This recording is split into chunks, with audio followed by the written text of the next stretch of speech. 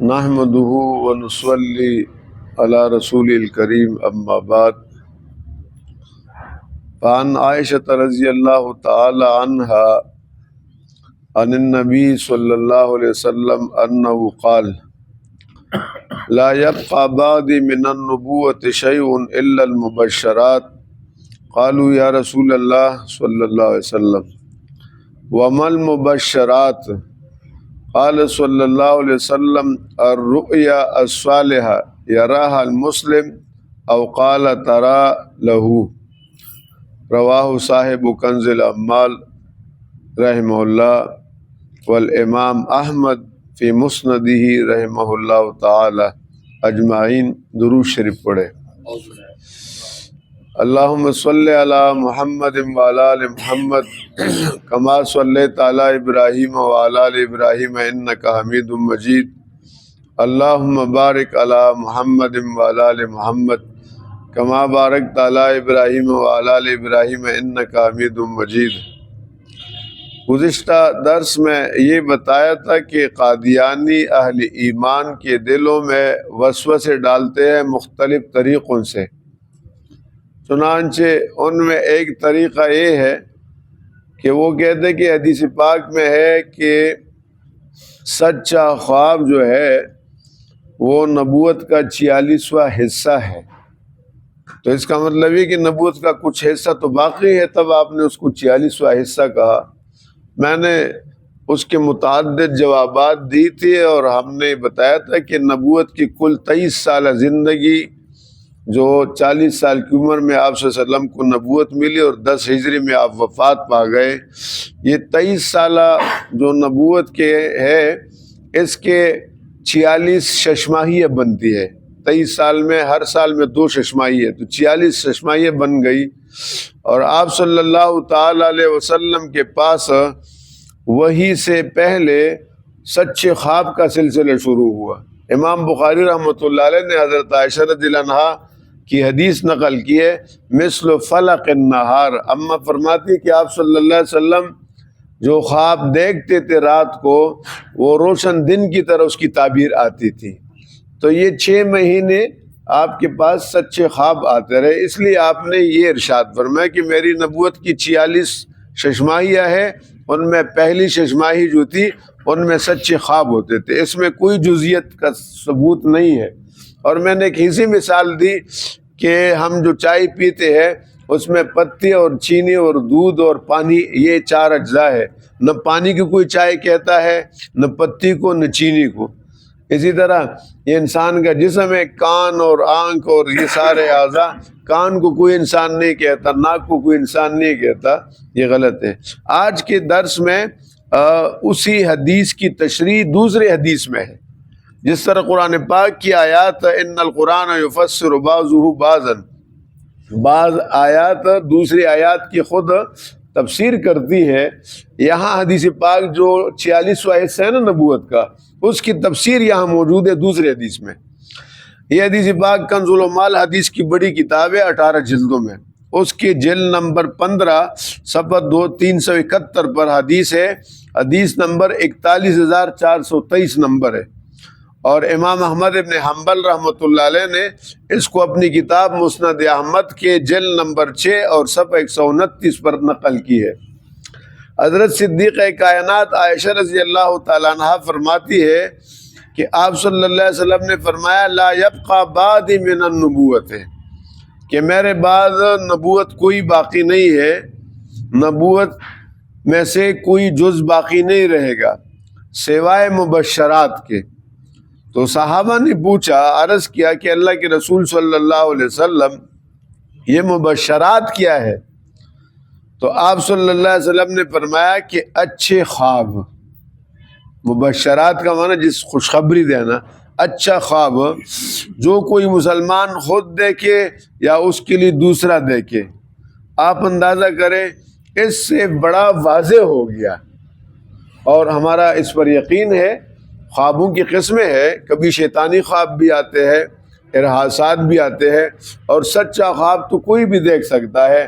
وہ جو مصر کا واقعہ ہے حضرت یوسف علیہ السلام کا سورہ یوسف میں ہے، تو عزیز مصر نے خواب دیکھا تھا اور وہ سچا خواب تھا۔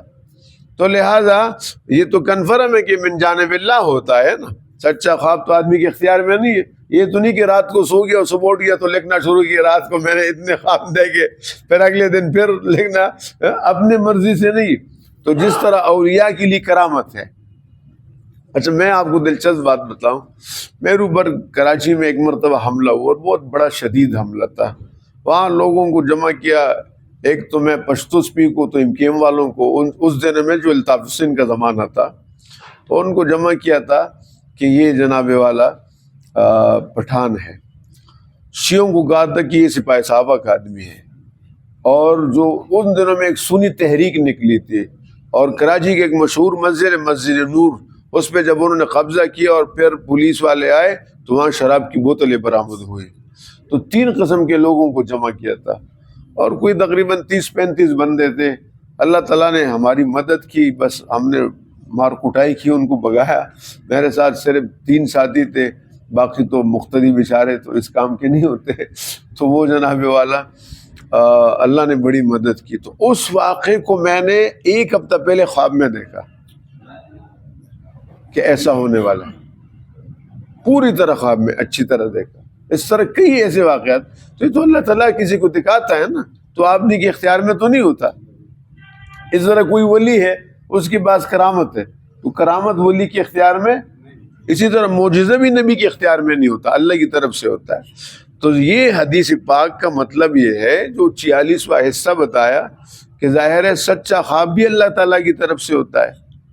تو یہ فرمایا کہ مبشرات ہے, بشارت دینی. اس میں ایمان والوں کو اللہ کسی چیز کی بشارت دے دیتا ہے. تو وہ بشارت کس کی طرف سے ہوتی ہے؟ اللہ کی طرف. ہاں یہ الگ بات ہے کہ پورے اہل اسلام کے علماء کا اس پر اتفاق ہے کہ خواب حجت نہیں ہے, دلیل نہیں ہے. مطلب ایک آدمی خواب میں دے گا, وہ کوئی کسی بندے نے کہا کہ میں نے خواب میں دیکھا, وہ دوسرے مسلک کا تھا جہاں بدعات کی ایجاد زیادہ ہوتی ہے. تو کسی بدعت کے بارے میں کہا کہ یہ تو میں نے خواب میں دیکھا, مجھے بتایا گیا کہ یہ ٹھیک ہے. تو اگلا بھی ایک مولوی صاحب تھا, اس نے کہا میں نے خواب میں دیکھا اپنی بیوی کو 3 طلاقیں دی ہے. تو اس نے کہا کہ آپ نے دیکھا ہوگا, میں نے تو بیوی کو طلاق نہیں دی ہے, تمہاری خواب کا کیا بھروسہ ہے؟ اس نے کہا وہ جو آپ نے اس دن کہا تھا اس خواب کا کیا بھروسہ ہے؟ تو خواب حجت نہیں بن سکتی. قرآن و حدیث حجت ہے. ہمارے پاس قرآن ہے اور رسول اللہ صلی اللہ علیہ وسلم کی احادیث مبارک ہے, یہ حجت اور دلیل ہے. بہرحال اس کے بعد دوسری روایت ہے, یہ بھی حضرت عائشہ رضی اللہ تعالیٰ عنہا کی روایت ہے, اور مسلم شریف جو حدیث پاک کی بڑی کتاب ہے اس کے جلد نمبر 1 اور صفحہ 446 میں باب فضل الصلاۃ بمسجد مکہ والمدینہ, آپ صلی اللہ علیہ وسلم نے اس میں یہ ذکر فرمایا ہے کہ میری مسجد جو مکہ میں ہے اور مدینہ میں, مکہ میں مسجد حرام ہے اور مدینہ میں مسجد نبوی ہے, اس کے اندر نماز پڑھنے کی فضیلت کے حوالے سے ہے. تو حضرت عائشہ رضی اللہ تعالیٰ عنہ فرماتی ہے کہ آپ صلی اللہ علیہ وسلم نے ارشاد فرمایا انا خاتم الانبیاء, میں تمام نبیوں کو ختم کرنے والا ہوں, سب سے آخر میں آنے والا ہوں. میرے آنے سے نبوت کا دروازہ بند ہو گیا, سلسلہ منقطع ہو گیا. اور فرمایا ومسجدی خاتم مساجد الانبیاء, میری مسجد انبیاء کی مسجدوں کا خاتم ہے.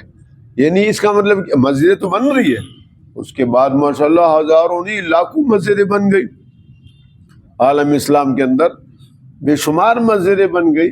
لیکن نہیں, انبیاء جو دنیا میں آتے تھے اور مسجد بناتے تھے, اللہ کا گھر بناتے تھے, آپ صلی اللہ علیہ وسلم فرمایا یہ میری آخری مسجد ہے. میں چونکہ اللہ کا آخری نبی ہوں تو نبیوں والی مسجد بھی آخری مسجد ہے. اس کے بعد یہاں سے بھی حضور نبی کریم صلی اللہ علیہ وسلم کے ختم نبوت کا واضح ثبوت موجود ہے. اللہ تعالی ہمیں عقیدہ ختم نبوت نصیب فرمائے اور حضور پاک صلی اللہ علیہ وسلم کے تحفظ ناموس رسالت اور تحفظ ختم نبوت کے لیے ہم سب کو قبول فرمائے. اور یہ جو قادیانی ہے تو دعا یہ کرے اللہ ان کو بھی ہدایت نصیب فرمائے اور ان کو بھی رسول اللہ صلی اللہ علیہ وسلم کے سچے غلام بنائے.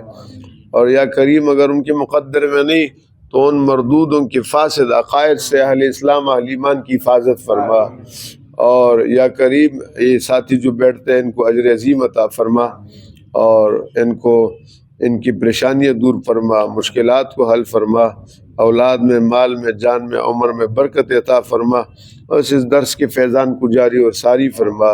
وصلی اللہ تعالی علی خیر خلق۔